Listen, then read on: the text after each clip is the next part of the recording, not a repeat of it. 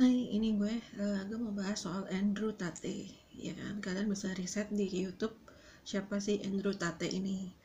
Dia menurut gue adalah seorang motivator yang intuitif, tapi juga dia belum healing. Nah, dia kan ditangkap dalam kasus perdagangan orang dan seks. Nah, gue ngeliatnya dia misoginis, ya. Dalam podcast yang beredar di YouTube itu, bahwa dia tuh nggak suka sama cewek sebenarnya, ya. Makanya akhirnya nggak heran kalau dia terlibat sama kasus perdagangan orang dan seks ini. Nah, kenapa seseorang bisa jadi misoginis? Misoginis ini apa? Konsepnya adalah dia nggak suka perempuan, mungkin dia nggak suka ibunya, nggak suka neneknya, nggak suka kakak adiknya yang perempuan, atau nggak suka pacarnya, nggak suka pasangannya, dan lain-lain, ya. Nggak suka anak perempuan, dan lain-lain. Karena apa? Karena punya trauma di masa lalunya. Mungkin dia pernah dimarahi oleh orang tuanya, bapaknya misalnya, dan ibunya tuh diem aja sama dia, nggak belain dia, nggak nyelamatin dia gitu. Jadi kebencian itu bertumpuk, dan akhirnya mungkin secara kasat mata dalam hubungan sosial itu dia nggak menunjukkan kebencian itu, tapi ketika di trigger, dipicu, dia akan membenci, kelihatan bencinya, melakukan kekerasan baik secara seksual, finansial, emosional, dan lain-lain. Nah, untuk itulah orang-orang seperti Andrew Tate ini, dia jadi perlu healing sebenarnya, tapi kita nggak bisa memaksakan dia untuk healing, karena healing itu adalah tugas kita masing-masing gitu kan. Yang membahagiakan kita, yang bisa bikin kita bahagia cuma kita, bukan orang lain. Nah, Andrew Tate ini dia belum sampai di titik itu, makanya dia menjadi misoginis. Nah, dalam kasus perdagangan orang dan seks, ini antara pelaku dan korban. Biasanya pelakunya adalah sosiopat atau psikopat, predator seksual. Jadi kita perlu belajar soal ini tentang pendidikan seks sejak dini. Ya, untuk para orang tua terutama nih perlu banget. Karena tujuannya untuk menyelamatkan generasi muda kita, terutama anak-anak ya. Ya, apalagi sekarang kita lagi masuk ke zamannya resesi global. Ya, dimana orang tuh dipandang apa yang bisa kamu berikan kepada saya, bukan kebaikan apa yang saya bisa berikan kepada kamu gitu kan. Jadi pelaku sosiopat ini atau psikopat, dia nggak peduli, dia nggak punya empati kepada orang lain, terutama pada para korban yang terlibat dalam kasus perdagangan orang dan seks. Jadi kalau misalnya korban ini ingin bersuara, atau ada mungkin orang-orang yang pro hamnya korban ini bersuara bantu korban, itu mereka akan berurusan dengan masalah hidup dan mati, karena pelaku ini nggak terima pasti kejahatannya dibongkar gitu kan. Nah, caranya, modusnya biasanya katakanlah pelakunya anggota keluarga kita sendiri, mungkin saudara kandung, mungkin orang tua, mungkin saudara sepupu, mungkin temannya dan lain-lain ya kan, atau mungkin teman kita juga gitu kan. Biasanya bekerja sama dengan orang lain yang kita nggak kenal gitu. Bisa juga oknum terlibat yang tujuannya untuk melindungi kejahatan mereka. Dan ini mungkin kenalan ya kan, mungkin orang baru ini yang diajak untuk masuk ke hidup kita, untuk berkenalan dengan kita baik di medsos atau secara langsung ya kan. Nah, saran gue adalah lo jangan kasih informasi pribadi apapun soal lo. Ada yang meminta nomor HP atau WhatsApp atau medsos, jangan kasih dulu ya. Kalau lo baru kenal jangan kasihnya baru mungkin 1 tahun 2 tahun lagi, karena sosiopat dan psikopat itu nggak sabaran orangnya, maunya tuh memenuhi target yang dia mau ya. Nah, itu kejahatan itu gampang dilacak. Jadi mereka tuh nggak sabar. Jadi kasih tahu informasinya. Kalau lo udah percaya sama dia tidak pernah berbohong, dia tidak pernah memanipulasi dan memfitnah lo segala macam, intinya aman lah ya untuk berbagi informasi sedikit demi sedikit ya kan, satu persatu lah informasinya, jangan langsung lokasi sekaligus. Itu diberikan dalam waktu 1-2 tahun paling cepat ya. Jadi kalau ada orang baru ngajak kenalan, ngajak ini lo iya aja udah iya, terus jaga jarak ya. Karena kalau lo berurusan sama orang-orang dengan pelaku perdagangan orang dan seks ini, itu motifnya adalah mereka ingin mengajak lo terlibat ke dalam kejahatan yang mereka lakukan secara sembunyi-sembunyi ya, seperti itu. Jadi hati-hati banget.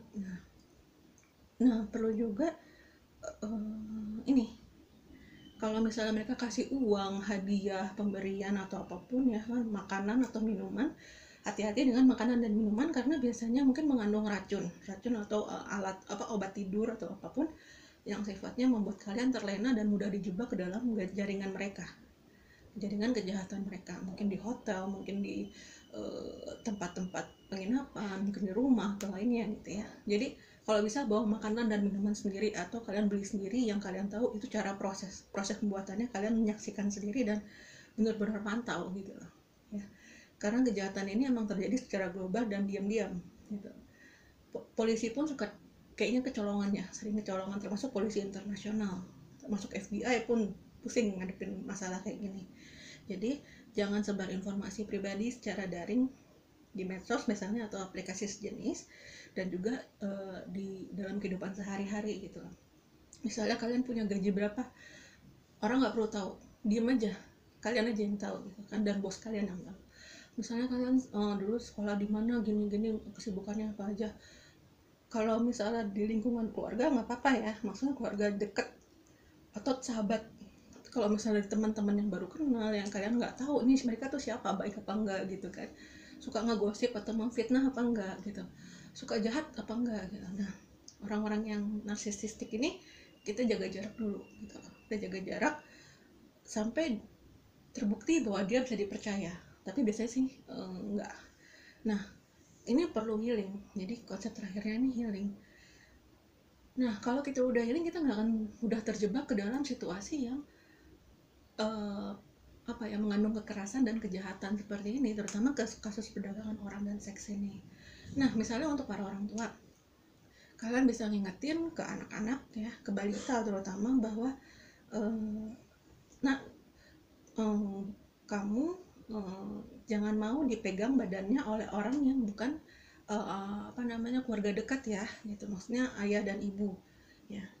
Di luar ayah dan ibu ini kamu harus hati-hati karena tidak boleh dipegang dadanya, alat kelaminnya, sama pantatnya, karena itu mengandung pelecehan seksual. Karena memang ada kasus seperti Louis House ya kan, dia mengalami pelecehan seksual oleh pamannya kalau nggak salah di umur 3 tahun ya kan, nggak tahu pamannya, nggak tahu, orang nggak dikenal, tapi intinya seumuran dengan pamannya.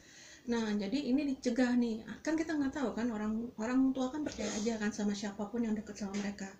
Kalau misalnya orang itu melakukan pelecehan secara seksual, misalnya duduk ya, anak-anak didudukin gitu kan, tapi kan badannya tuh menggesek-gesek misalnya kan, mengenai anggota badan dia dan kita. Nah, itu sudah termasuk pelecehan seksual gitu. Jadi harus hati-hati, harus jaga bener anak-anak kita, dan harus diingatkan umur 2 tahun 3 tahun dia sudah bisa diingatkan kok, karena Louis House saja itu umur 3 tahun dia kena kasus itu gitu. Dan dampaknya adalah kayak ada satu YouTube psikolog itu, tim psikologi yang mewawancarai korban kasus pelecehan seksual, dan ini cewek ya kan. Dia jadi mengalami kepribadian yang terpecah gitu loh, nggak cuma 2 kepribadian, nggak cuma ganda tapi banyak, ada 4, bisa ada 4 gitu. Jadi kayak hidupnya itu kayak berganti-ganti gitu, siapa yang menjalani, dia bisa jadi siapa dalam waktu sekian detik, nanti detik berikutnya dia berubah. Nah, itu bahaya kan, karena itu trauma. Karena apa? Ingin melarikan diri dari trauma dia di masa kecil ya, dimana orang tuanya nggak ada yang nolongin dia, nggak ada yang ngingetin dia, nggak ada yang ngelarang si pelaku pelecehan seksual ini. Mungkin nggak sadar ya orangnya, pelakunya mungkin nggak sadar kalau itu pelecehan seksual, tapi ternyata itu pelecehan. Nah, hal-hal yang kayak gini yang orang tua perlu tahu gitu. Jadi tolong dijaga betul anaknya, tapi juga jangan dikekang ya, dijaga aja, diawasin aja sama siapa dia dekatnya. Orang-orang itu ngapain aja ke mereka, apakah anak ini percaya dan sayang sama orang itu atau enggak gitu kan. Jangan dipaksakan anak kecil itu untuk percaya dan sayang sama orang lain yang bukan kita, bukan anggota keluarga terdekat ya. Nah, terus intinya tadi antisipasi, hati-hati berkenalan dengan orang baru, jangan sembarangan terima uang, hadiah dan pemberian, makanan dan minuman orang lain ya. Terus juga jangan sebar informasi pribadi secara daring di medsos, dan termasuk foto dan video private dan sensitif ya. Jadi memang polanya, sekali lagi gue coba runut tentang kasus perdagangan seks dan orang adalah misalnya pelakunya ini adalah orang-orang yang sudah lebih dulu terjerat ke dalam lingkaran kejahatan perdagangan orang dan seks ya. Katakanlah mungkin dia sosiopat atau psikopat biseksual ya. Mungkin dia korban juga pelecehan dari temannya ya, temannya yang ternyata merupakan anggota kasus perdagangan orang ini gitu kan. Korban juga sebenarnya, korban tapi terus merekrut korban-korban baru lagi gitu. Nah, korban-korban baru ini apa ya, mereka juga yang dicarinya adalah yang lugu-lugu, yang polos ya kan, yang kayak ya bangsanya anak-anak lah, yang bisa diatur-atur ya kan, yang bisa disuruh-suruh, yang bisa diiming-imingi dengan uang, dengan apa, diancem gitu kan. Nah itu, jadi kalau misalnya ini tuh jadi urusan antara hidup dan mati bagi korban nih, dan mereka yang bersuara membela korban. Jadi memang kita perlu kerjasama antara pihak kepolisian, terus juga pihak pembuat undang-undang, HAM anak dan wanita misalnya terutama ya, karena emang ada juga, nggak cuma wanita sih, ada juga pria atau remaja laki-laki atau anak laki-laki yang mungkin mendapatkan kasus sodomi dari para pelaku kejahatan ini gitu kan. Dan ini di luar dari sepengetahuan para orang tua mereka dan guru dan lain-lainnya gitu kan. Bahkan mungkin pelakunya adalah orang tua dan guru dan kakek nenek, mungkin kita nggak tahu kan. Jadi memang banyak yang lagi dibongkar nih kasus-kasus seperti ini secara global. Dan ini bahayanya adalah kedepannya akan makin parah kalau kita tidak melakukan apapun mencegah untuk mencegah hal ini gitu. Oke, jadi itu semuanya mudah-mudahan bisa bermanfaat ya. Saling mengingatkan aja bahwa tidak ada lagi misoginisme, tidak ada lagi narsisisme harapannya. Cuman nggak mungkin juga ya, karena terlalu idealis kalau gue menanamkan pola pikir seperti itu kepada kalian. Tapi intinya adalah healing semua, healing tentang masalah kesehatan mental dari narsisisme, sosiopati, dan psikopati, karena itu penting. Dengan kita healing, kita jadi menghargai diri kita sendiri dan orang lain, kita jadi sayang dan peduli sama orang lain dan diri sendiri juga gitu kan. Kita jadi tahu mana hak kita dan mana hak orang lain, kita jadi tahu batasan sehat kita dan orang lain gitu. Nah itu, jadi kalau misalnya ada hal-hal yang mencurigakan, orang-orang dengan gerak-gerik mencurigakan, mungkin kita kenal sama dia, terus mungkin dia orangnya tuh kayak penguntit gitu, atau peretas bahkan ya kan, yang pengen menyebarkan informasi pribadi kita, atau bahkan kalau misalnya mereka nggak dapat informasi pribadi kita lewat peretasan, mereka akan ngarang-ngarang sendiri aja itu supaya ya mempermalukan kita aja, menjelek-jelekan nama baik kita, mungkin juga untuk dijual lah informasi kita ke dark web dan lain-lain. Nah itu tuh pekerjaan para penguntit massal ya, para pelaku kejahatan seksual, kasus perdagangan orang dan seks dan yang semacamnya ini yang lagi booming ini gitu. Itu tipe-tipe mereka gitu, tipe-tipe kejahatan mereka, pola kejahatan mereka seperti itu. Jadi kalau si korban ini melawan, dia akan diancam. Kamu, foto dan video private kamu akan kami sebarkan di dunia maya, akan kami jual, kami dapat uang dari situ gitu kan. Itulah sosiopat, materi. Jadi mereka memeras memeras energi kita, jadi memeras energi adalah bikin kita sedih gitu, tertekan. Nah intinya itu, dan semoga membantu. Itu dulu ya, sampai jumpa.